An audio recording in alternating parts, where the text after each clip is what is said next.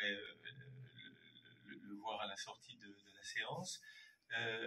On a consacré presque entièrement, les 3/4 du numéro au film de Martone, avec donc le découpage intégral, c'est-à-dire plan par plan, description des plans, les dialogues intégraux en italien et la traduction en français.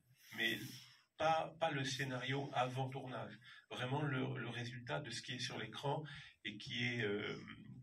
Alors, ce numéro a été fait avec Mario Martone, avec sa collaboration. Il y a un long entretien avec lui, il y a une présentation de son œuvre, il y a un long article sur Elio Germano, qui est l'acteur principal, qui est très important en Italie, qui est aujourd'hui peut-être le jeune, bon, il a une quarantaine d'années, le jeune acteur le plus important du cinéma italien, peut-être avec Pier Francesco Favino maintenant, on va dire c'est les deux protagonistes aujourd'hui du jeune cinéma italien.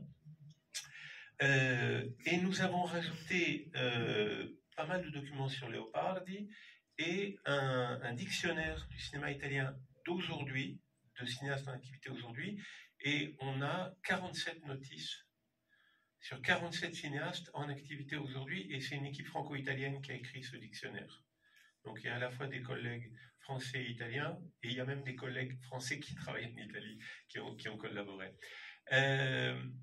Ce que je voulais dire avant de commencer le film, c'est que je l'ai vu souvent, et puis j'ai beaucoup travaillé sur le film, vous imaginez, et je l'ai vu aussi avec des Français qui, comme beaucoup de Français, en fait, en réalité, ne connaissent pas Leopardi. Leopardi en Italie, c'est à peu près comme...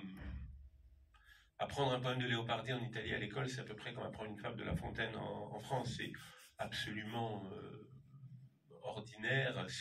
Avec Dante, c'est certainement le poète le plus important de la littérature italienne. Et honnêtement, les Français ne connaissent pas son œuvre, très très mal. Et je crois qu'une des grandes qualités du film, c'est la clarté. C'est-à-dire que même si on n'a jamais entendu parler de Leopardi, et j'en ai fait l'expérience avec des amis français qui n'en avaient jamais entendu parler, le film est absolument limpide, il est très clair. Alors tu disais effectivement que c'est long, ça dure un peu plus de 2 heures, mais en fait ça passe très vite, parce que Martone c'est un exploit, ce film. Un écrivain, c'est pas un sujet pour le cinéma. Un type qui gratte du papier, c'est pas très intéressant.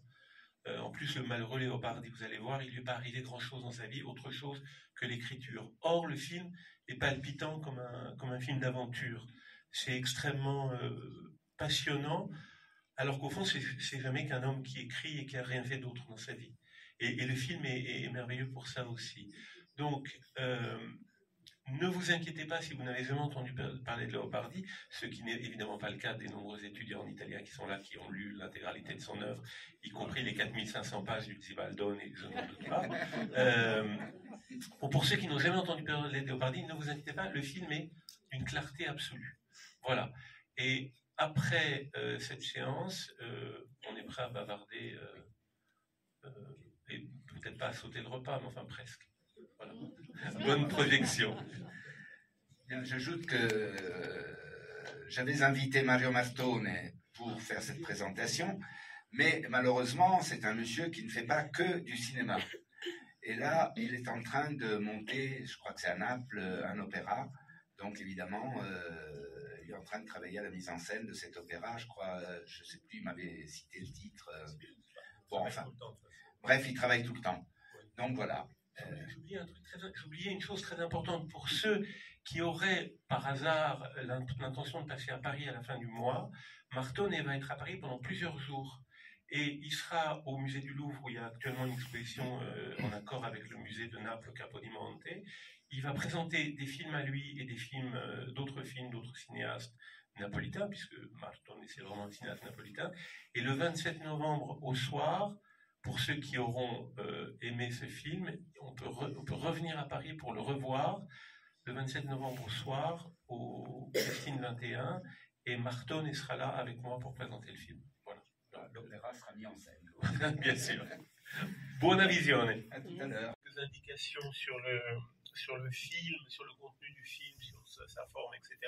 Puis après, on parlera ensemble et j'essaierai de répondre aux questions que vous posez. Et puis, je pense que c'est un film suffisamment riche pour que tout le monde puisse intervenir et donner son sentiment.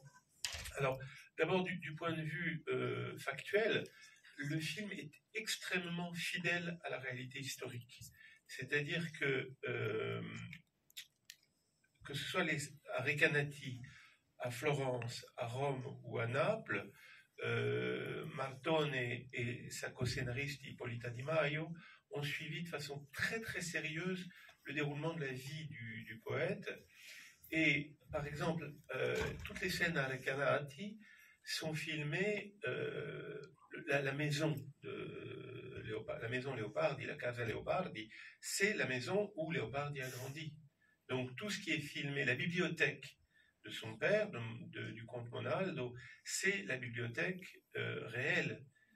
Aujourd'hui, la Casa Leopardi à Recanati, c'est un musée qui a été mis à disposition de l'équipe du tournage. Et donc, quand on voit les livres et la bibliothèque, c'est la bibliothèque que le comte Monaldo avait réunie à l'époque. C'était une des plus importantes bibliothèques d'Europe. Effectivement, on le dit dans le film, c'est cet homme qui avait beaucoup de défauts, du point de vue affectif, du point de vue de son comportement avec ses enfants, et qui avait des opinions politiques extrêmement rétrogrades, et aussi un personnage qui a beaucoup de côtés sympathiques, enfin en tout cas séduisant. C'était un grand érudit, c'était un homme extrêmement attaché aux livres, qui avait donc réuni cette bibliothèque extraordinaire. Et je crois que le portrait d'ailleurs que fait Martone est un portrait nuancé, c'est-à-dire on voit bien les défauts immenses du personnage, mais aussi sa sensibilité, ses qualités. Alors, donc, les scènes de Recanati sont tournées dans les situations réelles, et après le déroulement de la situation à Florence, puis à Rome, puis à Naples, est extrêmement fidèle. Par exemple, des petits détails sur le fait que Leopardi mangeait des glaces, qu'il adorait les glaces, et qu'il les mangeait Piazza del Plebiscito à Naples, c'est tout à fait exact. Et sur le texte du film, les dialogues, pratiquement tout est issu de la correspondance de Leopardi, de ses textes intimes, des lettres de ses correspondants. Et donc, il y a très peu de choses au niveau des dialogues et au niveau du texte du film qui viennent pas directement de Leopardi. La scène rêvée où il casse une chaise, qui évidemment, il ne le fait pas. Enfin, on comprend bien qu'il a une espèce d'accès de colère intérieure, qu'on voit à l'écran une scène de violence qui n'a pas eu lieu, mais quand il parle des contraintes qui nous glacent le cœur, etc., c'est des textes que Leopardi a véritablement écrits. Et les scènes accessoires, c'est-à-dire les scènes où il rencontre des personnages comme ça fugitifs, correspondait aussi à l'œuvre du poète. Par exemple, la scène rapide où on voit deux types qui voient une luciole, un ver luisant, et qui l'écrasent. Quand j'ai travaillé sur le film, je l'ai demandé à Martone, mais c'est bizarre parce que cette histoire de luciole, ça correspond à un très célèbre texte de Pasolini sur la fin des lucioles. Et je lui ai dit, tu as voulu faire une petite allusion à Pasolini, comparer Pasolini et Leopardi. Et il m'a dit, mais pas du tout. Il y a un texte de Leopardi qui décrit la scène où il y a deux types comme ça dans la rue qui écrasent une luciole. Et donc, ça permet peut-être de penser que c'est Pasolini qui s'est rappelé, qui avait lu Leopardi de fond en comble, évidemment, et qui s'est peut-être souvenu de ce petit texte. C'est quelques lignes, je crois que c'est dans le Zibaldone, et c'est quelques lignes que Leopardi écrit. Il y a d'autres moments qui sont... alors, la poésie, tous les textes poétiques, par exemple, l'Infinito, l'infini, où il y a cette haie qui cache son regard et au-delà duquel il voit l'infini du monde. Les scènes de la fin, avec le Genêt, le poème, l'un des plus célèbres poèmes de Leopardi, avec les fleurs de Genêt qui vont finir par être englouties par comme tu disais, par les laves du Vésuve. Tout ça correspond exactement au texte du poète. J'oublie des choses, mais il y a énormément de petits détails dans le film qui correspondent à la réalité de sa vie quotidienne. Voilà. Les personnages du film sont tous réels aussi. La jeune fille qui meurt probablement de la tuberculose, une maladie des poumons, en face de chez lui, c'est un personnage qui a existé et pour lequel il a écrit des textes importants. D'ailleurs, la comédienne, c'est une jeune fille du village de Recanati qu'à l'époque Martone avait recrutée comme ça parce qu'il l'avait trouvée intéressante. Le personnage d'Antonio Ranieri, son ami, qui a été la personne la plus fidèle à Leopardi, qu'il a effectivement assisté jusqu'à ces derniers jours, il est mort. Les dernières scènes qu'on voit, c'est peu avant sa mort. Il est rentré à Naples, il est mort à Naples. Mais il a vécu pendant quelques semaines dans cette villa magnifique de la Villa Ferrini devant le Vésuve. Donc Ranieri est un personnage authentique aussi, qui lui, Leopardi est mort à 38 ou 39 ans, Ranieri est mort à plus de 80 ans, bien plus tard évidemment, et il a eu une carrière, il est devenu sénateur, c'est un homme qui est devenu quelqu'un d'important et de tout à fait solennel, et à la fin de sa vie, il a écrit beaucoup sur Leopardi. On lui a d'ailleurs reproché d'avoir un petit peu arrangé certaines choses, mais enfin, ce qui est certain en tout cas, c'est qu'il a été extrêmement fidèle au poète, et il y a une scène vers la fin où on le voit avec un tas de papier où il est en train d'écrire, il a recopié les textes très scrupuleusement, il a toujours demandé à ce qu'on contrôle la conservation de ces textes. Le Zibaldone, par exemple, qui est ce texte qui fait, je crois dans la version originale, 4500 pages, qui est pratiquement son journal intellectuel, a été publié bien plus tard. C'était très compliqué à publier, hein. C'était très lourd à publier. Ça a été publié, je crois, 30 ans après sa mort ou 40 ans après sa mort. Les personnages successifs, sa mère qui est absolument terrifiante, sa sœur qui a vécu toute sa vie avec Recanati sans jamais se marier, tous les personnages sont tout à fait authentiques et réels. Il y a une chose la seule chose qui est imaginaire dans le film, c'est la scène du bordel, c'est la scène avec les prostituées. Et ça, c'est imaginaire, mais Martone l'a repris d'un dramaturge napolitain dont j'oublie le nom, qui a écrit un texte sur Leopardi et qui a imaginé cette visite chez les prostituées. D'ailleurs, le dramaturge qui a écrit ce texte et que Martone avait monté au théâtre d'ailleurs, c'est l'acteur qui joue, alors c'est très furtif, il y a une scène de procession, on voit un curé qui appelle l'indulgence divine sur le Naples qui est marqué par le choléra, et c'est le prêtre, c'est ce dramaturge dont j'oublie le nom qui joue le rôle. Voilà, donc c'est extrêmement fidèle. Alors après, il y a ce que je disais au début, à savoir le fait de mettre en scène un écrivain, ce qui vraiment est très compliqué pour un cinéaste. A priori, c'est très très embêtant, un type qui écrit sur du papier. Et là, enfin, vous me direz ce que vous en pensez, mais je crois que c'est un film extrêmement intéressant, qu'on suit très facilement, sans aucune difficulté. Et donc ça, je pense que c'est un exploit de la part de Mario Martone. Il y a les images magnifiques de Renato Berta, qui est le très grand directeur de la photo suisse, qui a beaucoup travaillé avec Martone et qui donne une image magnifique. Voilà, donc c'est des éléments d'information pour vous. Les deux Paolina, par exemple, les deux sœurs, la sœur de Leopardi et la sœur de Ranieri, qui s'appelaient Paolina toutes les deux, tout ça, c'est des personnages tout à fait authentiques. Et l'autre petit changement par rapport à la réalité, c'est que Leopardi avait plus de frères et sœurs que ça. Mais on ne pouvait pas les faire tous défiler sur l'écran, donc il a choisi de garder Carlo et Paolina dans le film. Bon, voilà, c'était une petite introduction. Peut-être on peut passer la parole au public, vos questions, vos commentaires, les choses qui vous ont touché, qui vous ont intéressé. Voilà, nous vous écoutons.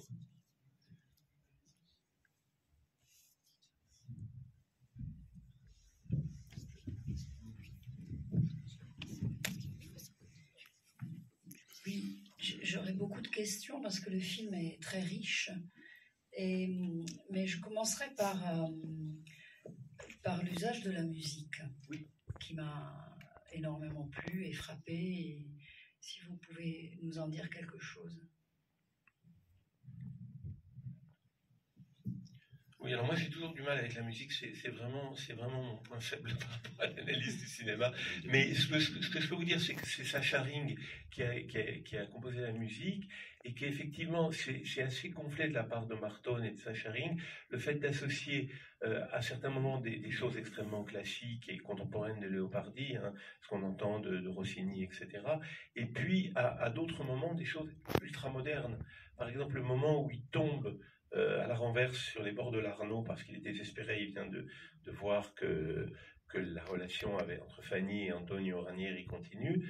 On a tout d'un coup une chanson, je ne sais plus si elle est anglaise ou américaine, je crois que c'est un chanteur anglais, il me semble, je sais plus très bien, qui est extrêmement moderne. Et donc, cette musique, elle est extrêmement habile de la part de Marton, et parce qu'il mélange énormément de choses très différentes. Il y a la musique originale de Sacha Ring, il y a des choses additionnelles, et il y a cette très jolie scène où il chante dans son lit après avoir assisté à la scène d'opéra. Comme le disait Oreste, Marton est un grand metteur en scène d'opéra. Il travaille aussi bien à la Scala de Milan qu'à l'Opéra de Rome, que évidemment à Naples, à San Carlo à Naples, mais aussi au Théâtre des Champs-Élysées à Paris, à Londres. Enfin, il parcourt le monde avec ses mises en scène d'opéra. Il a d'ailleurs, alors ça c'est un peu plus compliqué à trouver, il a d'ailleurs fait des mises en scène de télévision. Enfin, il a réalisé pour la télévision, notamment La Bohème de Puccini, qui est une mise en scène splendide, mais je crois aussi la Traviata, je crois, il me semble. En tout cas, il est très très attaché, et quand il met en scène les quelques scènes, enfin d'opéra, c'est extrêmement soigneux et précieux. Mais je suis un très très mauvais commentateur des musiques de films, c'est vraiment. Donc si vous vouliez peut-être vous ajouter des choses, puisque vous étiez sensible à. Juste, mais je pense que c'est assez évident. Cet usage en contrepoint de cette musique, c'est ce que vous venez de dire, un contrepoint et un contraste, mais qui donne beaucoup d'intensité avec évidemment le jeu de Germano qui est très très fort, à mon sens.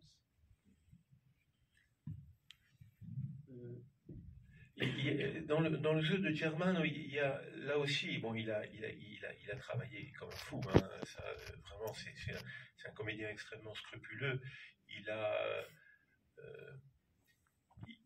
Il parvient à montrer avec très peu d'éléments l'évolution physique de Léopard. Et ça aussi, c'est tout à fait fidèle à la réalité, cette évolution, cette catastrophe de santé progressive qui le mènera à la mort. Par exemple, ces douleurs aux yeux, c'est quelque chose qui est très important. Dès le début, quand il lit, on voit qu'il a besoin de mettre les livres extrêmement près de ses yeux. Il a toujours eu extrêmement mal aux yeux et ça a été une torture permanente pour lui. Il y a eu des analyses qui ont été faites a posteriori sur la nature de sa maladie. Bon, après, c'est des commentaires médicaux un peu trop précis, mais Germano, il y a une scène par exemple que je trouve très belle, qui est la scène où il se met en colère dans le café à Naples, où le type lui dit, mais quelqu'un dit, mais en fait c'est parce que vous avez des ennuis de santé, une vie difficile que vous écrivez ça. Et cette colère terrible, non mais n'associez pas ma pensée, ma réflexion, mon intellect à mes problèmes personnels, ça n'a aucun rapport. Respectez ma pensée et mes réflexions. Et pessimiste, optimiste, ça n'a aucun sens. Ce sont des choses absurdes.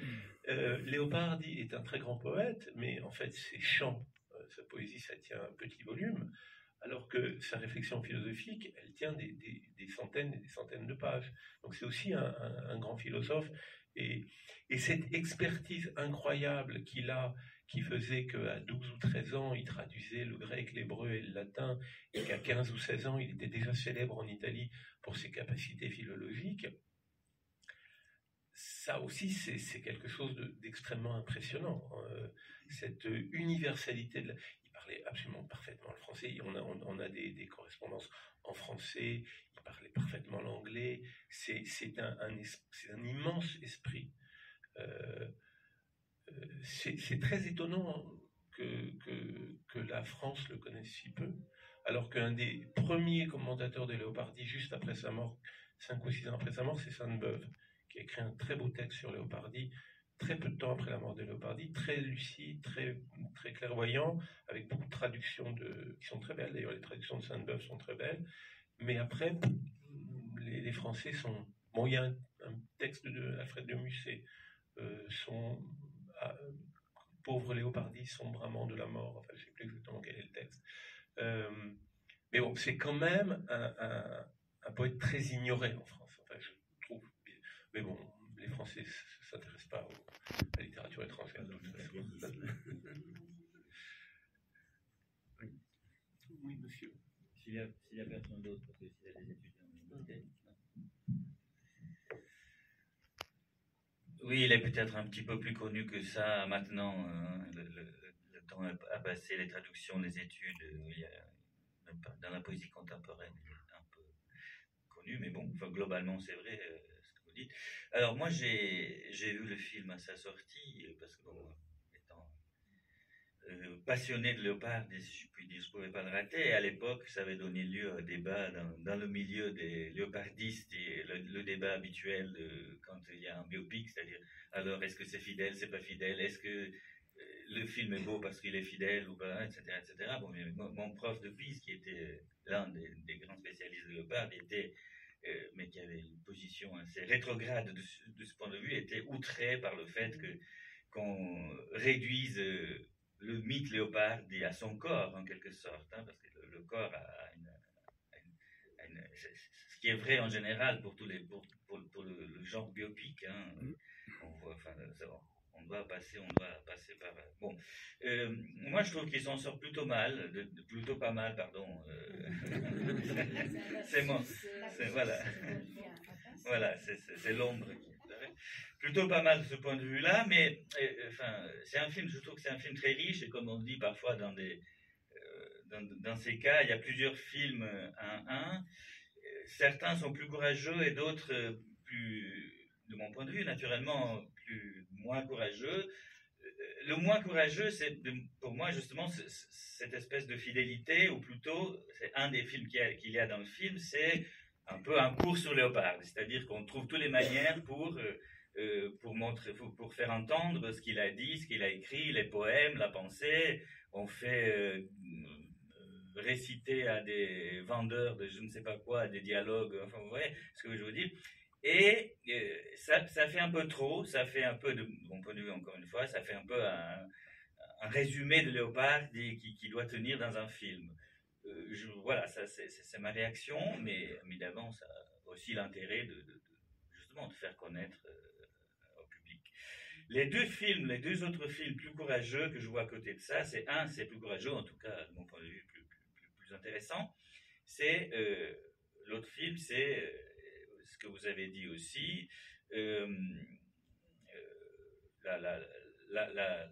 la fidélité, mais cette fois du point de vue de la visuelle, c'est-à-dire le fait que c'est au fond un voyage dans l'Italie du 19e siècle, et c'est un voyage qui est aussi un prétexte à entrer dans un univers pictural esthétique. Donc c'est le côté esthétique, si vous voulez, un peu Visconti, quoi, un peu Visconti qui est très dense. Et là aussi, il y a un grand soin dans la reconstitution des costumes, etc.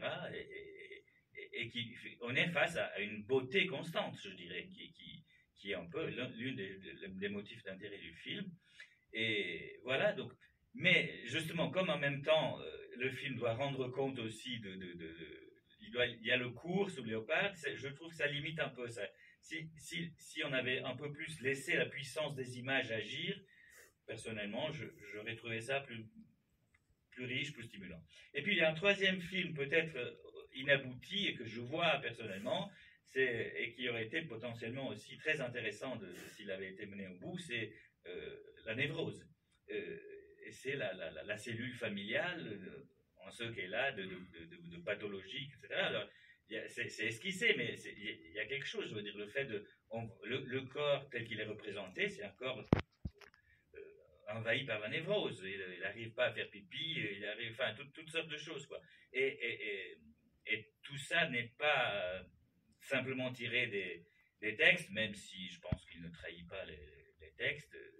Mais voilà, il y a une espèce de mise en scène, quoi. Enfin, il y a une espèce de construction filmique que je trouve très intéressante, mais peut-être à peine ébauchée. Voilà, mais bon, comme il y a toutes ces choses là-dedans, il y a peut-être un 4e film sur Naples, baroque, etc. Mais voilà, bon, je pense que j'ai.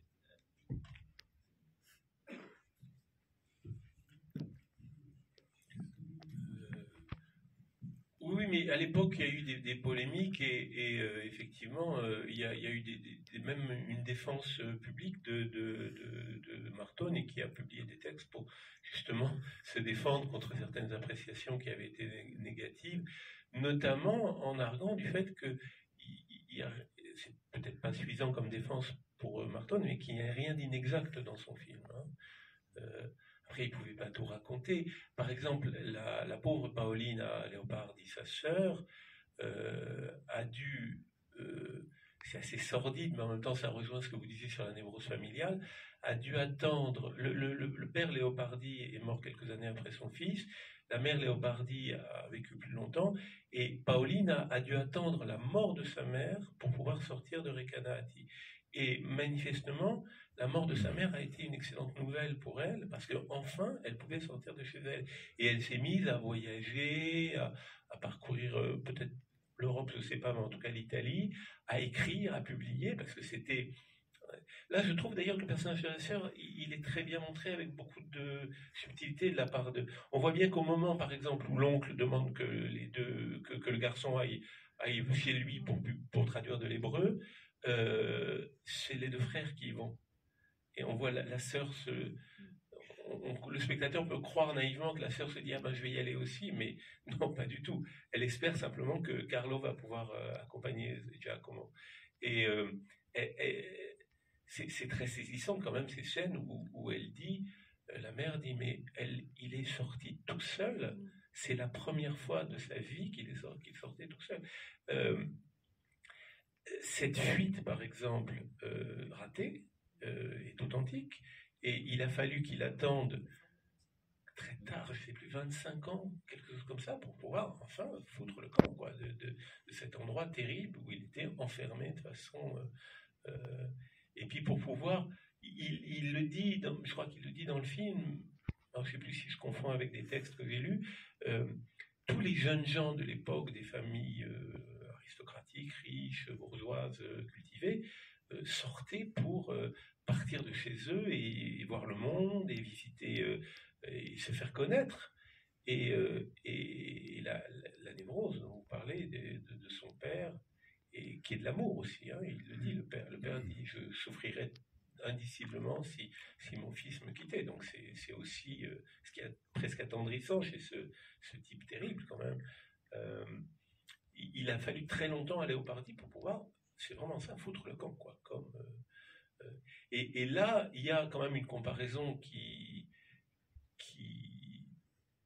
qu'on peut contester, mais qui est quand même celle de Leopardi et de Rimbaud. Enfin, c'est une volonté de partir, quoi, qui est vraiment très très forte. Peut-être madame, oui. Puis il faudra qu'on écoute peut-être les étudiants aussi. J'aimerais bien entendre leur avis. Non, mais je vous en prie, madame. Non, c'est juste très rapidement. En fait, moi, je trouve, je ne sais pas, et je l'ai vu déjà plusieurs fois parce que j'avais travaillé avec les étudiants sur ces films et je continue aujourd'hui je l'ai revu. Je trouve ces films très théâtrales. C'est-à-dire que pendant tous les films, c'est du cinéma, mais constamment, il y a... à côté, effectivement, du 7e art, il y a le théâtre. Je trouve que c'est vraiment, je le trouve encore aujourd'hui, je l'ai revu, il y a vraiment je le trouve très théâtral. Très, très mais théâtral. C'est négatif ou positif? Non, c'est positif. Ouais. C'est positif. Et je trouve qu'il y a un travail sur la lumière qui est vraiment exceptionnel. Je ne sais pas si vous voulez toucher un mot sur ça, mais il y a beaucoup de fenêtres, c'est-à-dire, bon, il y a la caméra insubjective souvent, mais souvent il y a effectivement ces fenêtres qui apparaissent, et donc il y a un travail extraordinaire sur la lumière. Alors D'abord, c'est Renato Berta qui est directeur de la photo sur le film, mais il y a un travail extraordinaire sur la lumière dans l'écriture de Leopardi. Leopardi n'arrête pas de parler de cette question de la lumière. Il en parle tout le temps. D'abord, la place de la Lune dans son œuvre est énorme. Donc, et la lumière de la Lune, la façon dont la Lune, l'éclairage de la Lune, c'est très particulier, et il insiste beaucoup, on le voit dans le film. Mais il n'y a pas que la lumière, il y a aussi, mais c'est pareil, il y a la vue.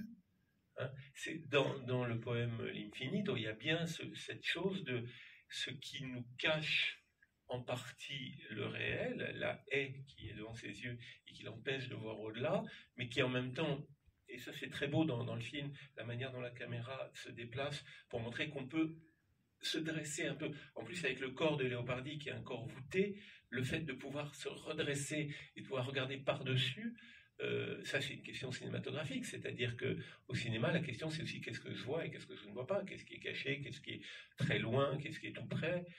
Les problèmes que Leopardi a aux yeux touchent ce que vous dites tout à fait, mais touchent aussi des questions cinématographiques. Dans toute l'histoire du cinéma, la question des fenêtres, des vitres, des miroirs, de la transparence, des reflets. On pourrait, je sais pas, je pense à Scorsese par exemple, on pourrait travailler toute l'œuvre de Scorsese uniquement sur la question de la manière dont l'œil s'accommode à, difficilement ou pas, hein, quand dans Taxi Driver, on voit à travers les vitres du taxi la pluie qui tombe et le fait que le personnage voit plus ou moins ce qui se passe à l'extérieur et juge mal de ce qu'il voit parce qu'il ne le voit pas bien, ça peut rejoindre des thématiques que Leopardi évoque très souvent, hein, cette difficulté de bien voir le monde dans sa réalité.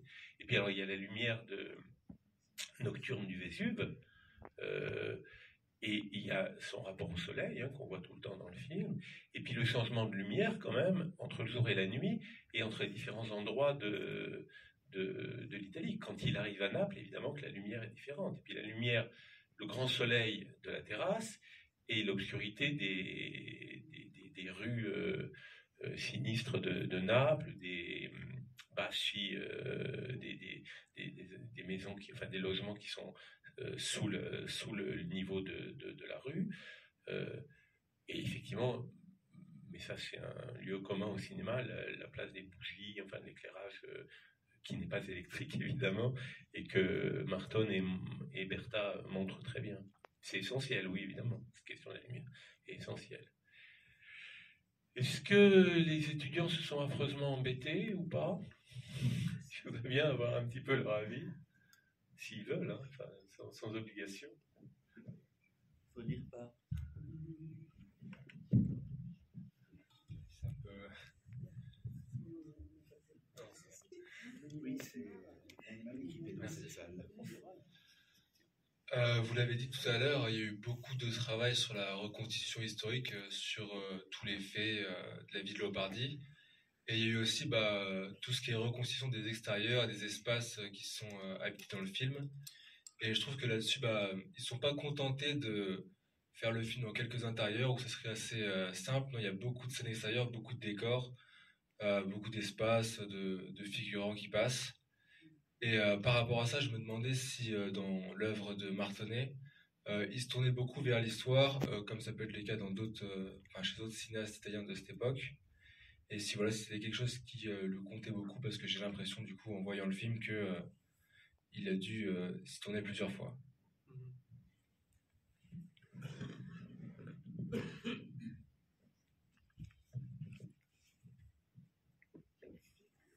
Merci. Oui, il y a un grand souci historique. Par exemple, il y a des détails qui sont intéressants. Quand dans un de ses derniers textes, qui est donc le Genet, Leopardi parle de Pompéi, il parle de quelque chose qui est récent, parce que dans la première moitié du XIXe siècle, Pompéi, la découverte de Pompéi est relativement récente. Il y a une cinquantaine d'années que Pompéi a été remis, comment dire, à la lumière, et les fouilles continuent à être importantes à cette époque-là, et donc les scènes à Pompéi correspondent à effectivement la réalité historique des années 1830, où Pompéi était quelque chose de nouveau. enfin de nouveau, qui avait 2000 ans, mais enfin presque 2000, 1800 ans, mais et il y a aussi le fait qu'il tourne, comme vous dites, à Florence, à Rome, à Recanati, et qu'il tourne beaucoup dehors, et que ça marche très bien, que c'est extrêmement convaincant. Ça, vraiment, je veux dire qu'il n'y a pas...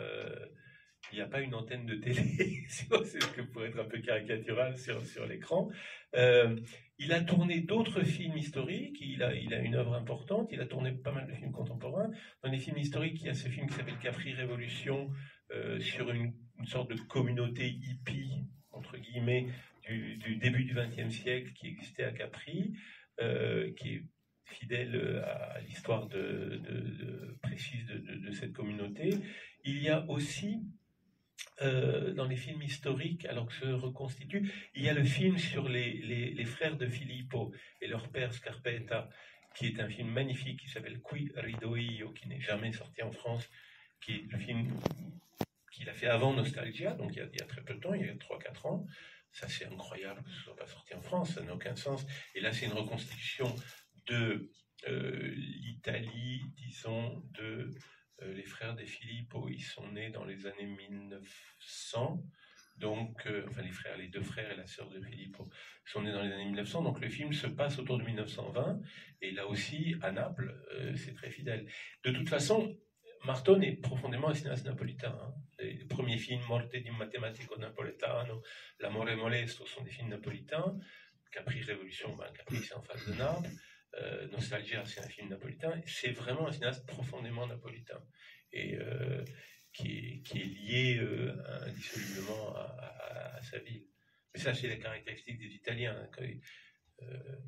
En France, on se demande rarement si tel ou tel cinéaste est lyonnais, bordelais ou lillois. Enfin, on s'en fout en général, ça n'a pas grand intérêt pour expliquer son œuvre. Alors qu'en Italie, savoir que machin est romain, que truc est napolitain ou que chose est milanais, c'est essentiel pour analyser les œuvres. Et lui, c'est vraiment un napolitain. Peut-être d'autres commentaires des étudiants. Peut-être simplement savoir si ça leur a plu. Je ne sais pas. Oui.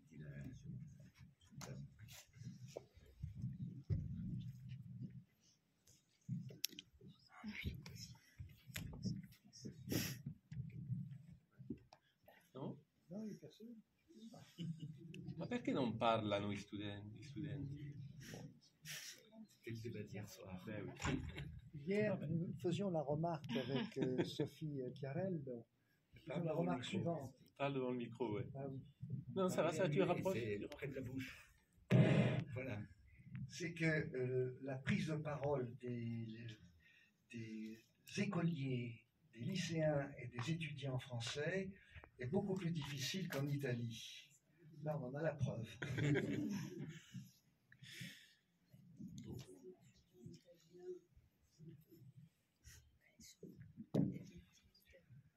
Alors, le numéro est là, vous pouvez le regarder.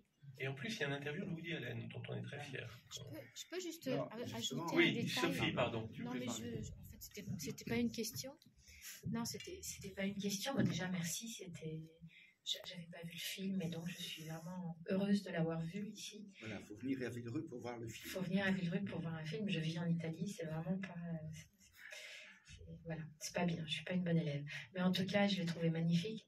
Je trouve que vous avez complètement raison. C'est un film très limpide, très clair, très facile en fait dans ça. Non, je voulais juste ajouter un détail, c'est que, enfin ajouter, peut-être penser un mot sur la scénariste, la co-scénariste, qui est une historienne effectivement. Donc je pense que c'est intéressant de voir. Voilà, comment le cinéma et l'histoire peuvent justement porter quelque chose l'un à l'autre. C'est tout ce que je voulais dire. Mais j'ai beaucoup aimé, beaucoup. Je crois d'ailleurs que Martone et Ippolita Di Maio, qui est donc la co-scénariste du film, se sont rencontrés à un moment où elle était plus ou moins documentaliste sur un film, je crois. Bon, c'est un couple. Et la petite fille de la servante, à la fin du film, la petite fille près de qui il mange des gâteaux, c'est la fille de Martone et de Ippolita Di Maio. je sais plus son prénom, c'est la petite Martone. Et deux choses encore. Les poules qui caquettent dans le poulailler à la fin, c'est une citation d'un des chants de Martone ou de Leopardi au moment où il se réveille et il entend la galinelle là, donc c'est encore une citation poétique, alors que ça dure une seconde, hein, on entend une poule qui caquette dans un... Et d'autre part, au moment où le comte Leopardi se rend compte que ses fils sont partis avec, comment il s'appelle, Pietro Giordani, et qui s'énerve parce qu'il n'a plus de voiture, il prend une voiture et il y a un cocher qui l'emmène, c'est Loreto là, l'église. Le cocher, qu'on voit alors là vraiment un quart de seconde, c'est le comte Leopardi d'aujourd'hui. Ah bon? Ah ouais. Qui est décédé depuis le film d'ailleurs. Mais le type qui conduit la voiture, c'est le comte Leopardi d'aujourd'hui, enfin de 2014 en tout cas. Voilà. En tout cas, c'est vrai que ça aurait été intéressant. Enfin, du coup, je trouve que ça donne. Pardon. Non, le fait que Martone n'ait pas pu explorer justement tous les films qu'il y a à l'intérieur du film, je trouve que ça rend intéressant justement parce que enfin, moi personnellement ça me donne envie d'en savoir plus. Je ne sais pas si c'est partagé par les étudiants aussi, et c'est vrai que tout l'aspect familial, ça aurait été un film à part, quoi. Ça aurait vraiment été un film à part, mais j'ai un peu le sentiment, enfin bon, c'est vraiment des élucubrations mentales, que dans Quiridoio, il fait le contraire en fait, c'est-à-dire qu'il se concentre beaucoup sur la famille, et alors que toute la deuxième partie du film, qui est le débat justement sur l'opéra, bon bref, je n'arrive pas à le dire, mais je trouve que c'est un peu comme s'il faisait le contraire, ouais. Mais bon, c'est très intéressant. J'aimerais bien savoir moi aussi ce que pensent les étudiants, parce que c'est peut-être vous êtes ennuyé par moment quand même, c'est possible en même temps. C'était invisible. Un petit peu quand même, c'est long. Vous avez trouvé ça long?